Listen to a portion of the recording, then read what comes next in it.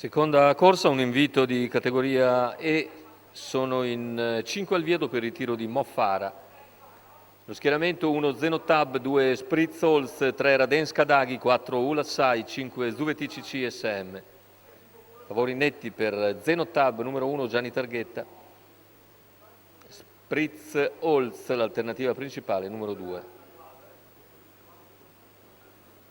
Fasi di lancio con tentativo di Radenska Daghi di assumere il comando, si oppone Zenotab, più indietro Spritz Holz e Ulassai, insiste Radenska, ma rientra Zenotab e Radenska allora si accoda nella sua scia. Zenotab dunque veloce a prendere la testa su Radenska Daghi, in terza posizione Spritz Holz, precede Ulassai e in coda Zuvetici CSM. 200 iniziali in 14,7 per Zenotab che conduce nei confronti di Radenska, terza posizione per Spritz Holz, poi Ulassai e Zuvetici CSM. Non cambia nulla dopo 400 metri in 30 con il leader e favorito che va via sul piede dell'1,15.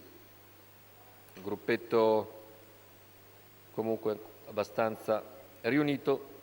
C'è il tentativo di mossa di Spritz Holz all'esterno, ma torna sotto 45,8, il passaggio ai 600, con il leader che ha preso ulteriormente in mano e ora cerca di moderare l'andatura al passaggio davanti alle tribune. In schiena sempre Radenska Daghi, quindi Spritz Holz, Ulassai e in coda Zuvetici CSM. Non cambia nulla tatticamente con Zenotab che guida su Radenska. Spritz Holz in terza posizione lungo la corda, accenna a spostare ora con maggior decisione e all'altezza del chilometro raggiunge Radenska Daghi per tentare l'aggancio con Zenotab. 1,16,6 per i 1000 metri iniziali. Spritz Holz si impegna all'esterno, raggiunge il sediolo di Zenotab che accelera. Anche Ulassai è spostato al largo, infilato da Zuvetici CSM, ma a questo punto cambia ritmo il leader. 14,5 il parziale. Radenska Daghi in scia, all'esterno Spritz Holz, poi Ulassai e Zuvetici CSM, metà dell'ultima curva con Zenotab che conduce. La terza ruota per Ulassai che sospinge Spritz Holz su Zenotab che comunque entra nettamente in vantaggio addirittura.